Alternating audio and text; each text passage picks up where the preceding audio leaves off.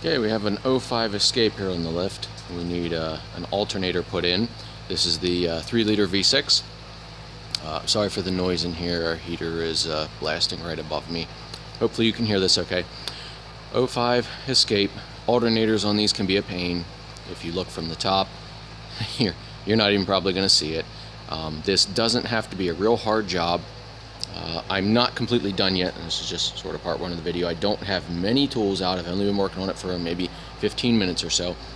Step one is to remove the shield. I just bend it down and hold it with a bungee just to get that out of your way.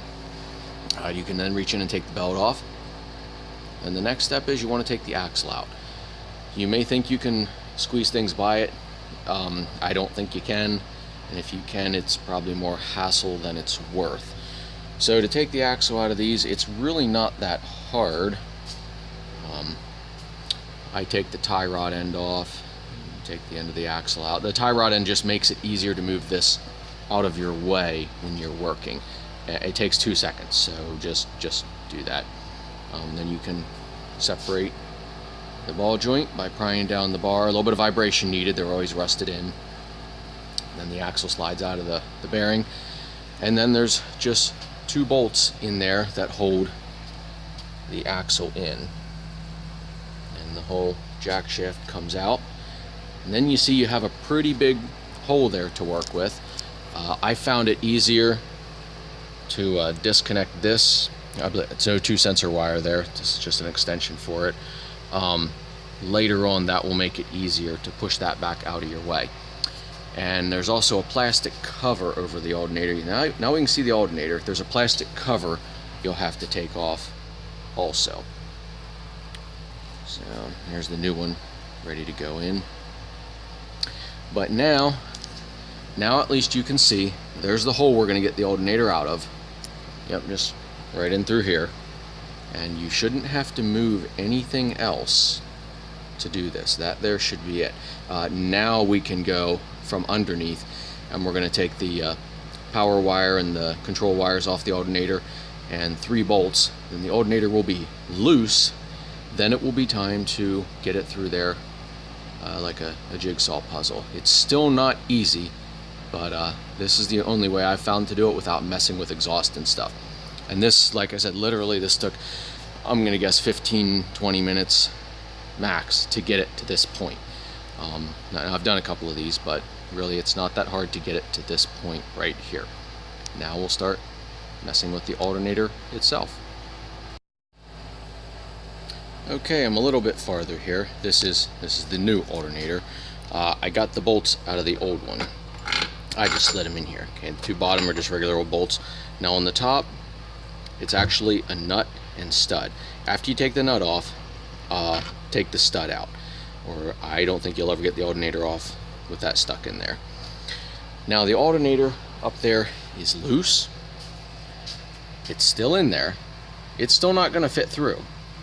There is a cover on the back that, now that I can rotate the alternator around to a couple of spots, I can get to the little nuts that hold that cover on the back. This is the back of, this is the new alternator. This is the back. There's a cover that goes on here, but you can't get the cover and the alternator out at the same time. It's just not going to fit. So once the alternator is loose up there, then you can move this around and you can get to the 3 different nuts and take the cover off. You can let the cover in the vehicle then and just take the alternator only out. I'll show you a little bit more here when I get more apart.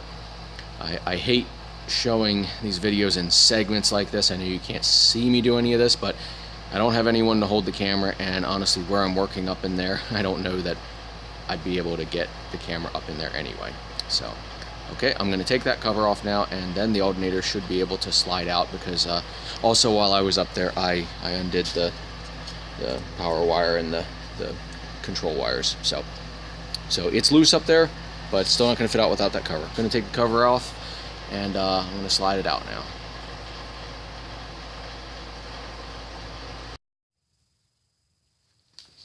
Okay, alternator's out. I just want to show you what you're dealing with, because there's no way to get the camera up in there to record. So as you can see, the alternator's out. I hope the camera's okay. I got it all propped up over there, so I hope this works out. We'll see. Here is the cover on the back that I just talked about taking off. 3 nuts. However, before you get to that point, there's another part that you need to take off. This goes up top. This snaps onto there. And on the front side, it gets bolted right into there. So while it's still up in the vehicle, you need to take out this bolt. Push in, and once again, I hope you can see this.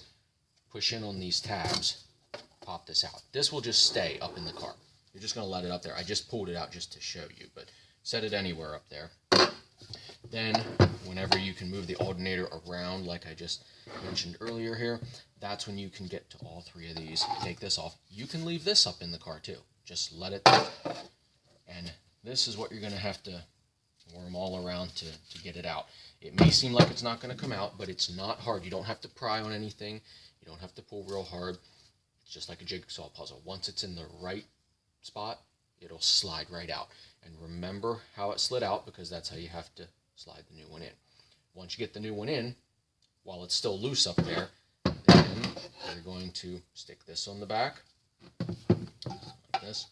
And while you can still move it all around, then you're going to put the 3 little nuts on. Then you're going to bolt the alternator fast.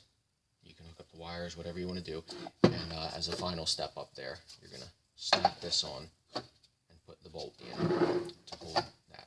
This is very important. Don't just say, that's nothing, and just throw it on the extra parts pile that none of us have.